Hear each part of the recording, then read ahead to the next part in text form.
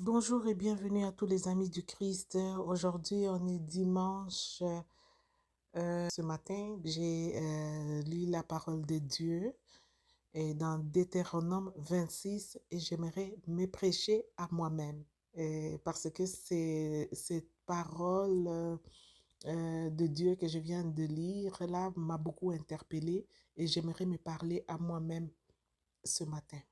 En faisant des recherches sur le livre des Deutéronomes, j'ai compris que Deutéronome veut dire une deuxième fois. Une deuxième fois. Pourquoi on parle d'une deuxième fois? En fait, il s'agit de la révision de la loi. Donc, j'ai compris que juste avant que Moïse entre dans la terre promise, Josué lui a rappelé la loi pour une deuxième fois. Donc, il s'agit juste d'une révision faite au peuple d'Israël pour lui dire que c'est Dieu qui l'a sauvé.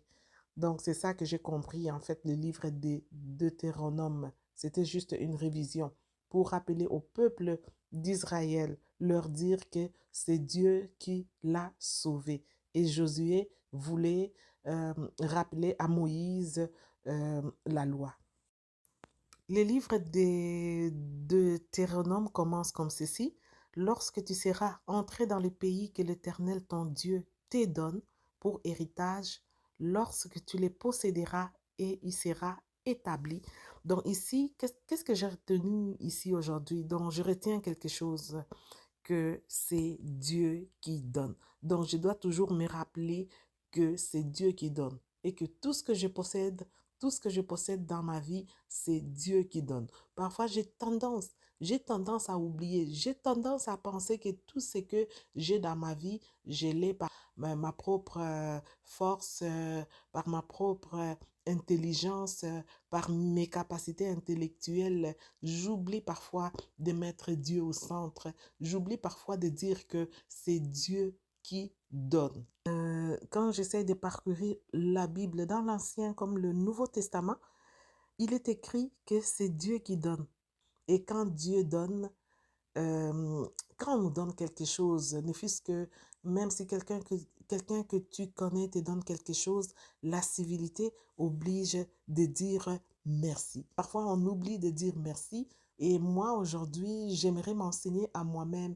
Je dois apprendre toujours l'habitude de dire merci à Dieu. Parce que la parole de Dieu m'enseigne aujourd'hui que tout ce que j'ai, c'est Dieu qui me l'a donné. Ce n'est pas par ma propre force, mais c'est Dieu qui me l'a donné. Quand je poursuis dans le livre de Deutéronome 26, verset 2, on dit, tu prendras des prémices de tous les fruits que tu retireras du sol dans les pays que l'Éternel, ton Dieu, te donne. Tu les mettras dans une corbeille et tu iras au lieu que choisira l'Éternel, ton Dieu, pour y faire résider son nom. Donc ça vient m'interpeller. Quand on dit prémisse, prémisse, c'est tout ce que nous avons. Donc les prémices, ça peut être le 1/10 de ton salaire, ça peut être toute autre chose, quelque chose que tu as en premier et tu prendras le prémisse de cette chose-là et tu le donneras à Dieu. Les prémices, en fait, c'est la dîme. Parce que dans le verset 12, je lis ceci, lorsque tu auras achevé d'élever toute la dîme de tes produits, la troisième année, l'année de la dîme, tu la donneras aux Lévites, à l'étranger, à l'orphelin et à la veuve. Ils mangeront et s'y rassasieront dans tes portes. En fait, c'est cette prémisse-là dont le Seigneur nous demande de lui donner, que le Seigneur me demande de lui donner. En fait, c'est la dîme, en fait. Donc, c'est le 1/10 de tout ce que j'ai. Donc, c'est le 1/10 de tout ce que je reçois. Donc, le Seigneur me demande de le lui donner. En fait, cette loi-là, il n'est pas seulement dans l'Ancien Testament, hein. Il n'est pas seulement dans l'Ancien Testament. Si on va lire aussi la loi que j'ai retenue ici, c'est la loi de donner la dîme, la loi de donner aux orphelins. Parce que moi, je suis quelqu'un qui prône vraiment le fait qu'on doit aider les orphelins.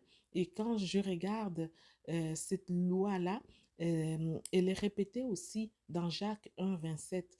Donc, la parole de Dieu dit ceci, la religion pure et sans tache devant Dieu consiste à visiter les orphelins et les veuves. Donc, c'est des recommandations, c'est des lois qui sont dans l'Ancien Testament et qui sont aussi dans le Nouveau Testament, que j'aimerais, moi, en tant que chrétienne, mettre en application. Pourquoi j'aimerais les mettre en application? Parce que quand on le met en application, il y a une récompense qui vient au fait de mettre toutes ces lois-là en application. C'est quoi la récompense? Donc, quand je retourne dans les livres de Deutéronome 26 au verset 19, il est écrit, afin qu'il te donne sur toutes les nations qu'il a créées la supériorité en gloire, en renom et en magnificence, et afin que tu sois un peuple saint pour l'Éternel, ton Dieu, comme il te l'a dit. Donc, je vois déjà la récompense qui vient avec ça. Donc, quand tu donnes aux orphelins, quand tu donnes ta dîme, quand tu donnes aux veuves, Dieu se représente à travers tous ces gens-là. Donc, je dois aider les orphelins, je dois aider les veuves, afin que le bon Dieu me donne la récompense qui vient avec l'obéissance de cette loi. La parole de Dieu ajoute dans Proverbe 19-17 que c'est lui qui a pitié du pauvre prête à l'Éternel, qui lui rendra selon son œuvre. Donc, il y a toujours une récompense qui vient avec ça. C'est la parole de Dieu qui le dit. Ce n'est pas moi qui le dis. Donc, moi, en tant que chrétienne, j'aimerais mettre en application toute cette loi-là, toutes ces recommandations-là, parce que j'aimerais obtenir la récompense qui vient avec la récompense qui vient avec. Et j'aimerais que cette récompense aille jusqu'à ma millième génération.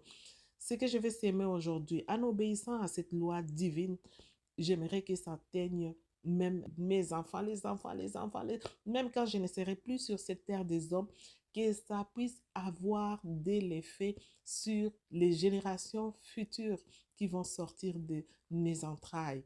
Donc, j'ai compris aussi une chose, c'est que moi, j'ai choisi de marcher avec le Christ. J'ai choisi d'être l'ami du Christ.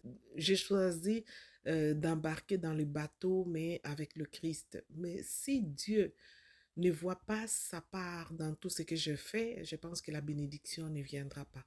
Si aujourd'hui Dieu me donne un travail et il ne voit pas que avec ce travail-là, lui, il trouvera sa part. Je pense que je travaille pour rien. Donc, la récompense de ce travail-là, je ne le verrai jamais.